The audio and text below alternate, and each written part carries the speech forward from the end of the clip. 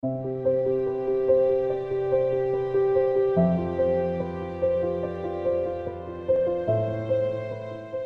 nos sociétaires urgentistes, le nombre de déclarations a sensiblement diminué en 2018.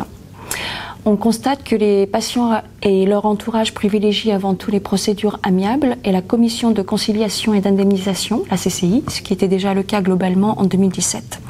Le taux de procédure pénale reste non négligeable.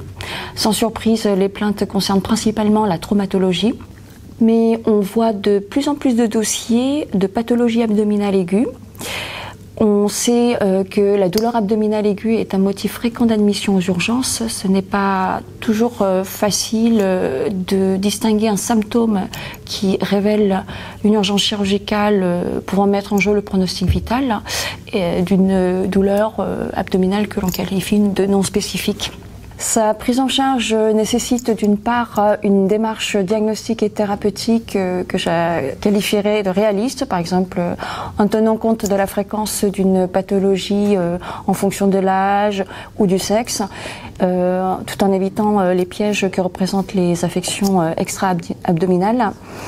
Et d'autre part, ça nécessite également une étroite collaboration entre le médecin urgentiste et le chirurgien.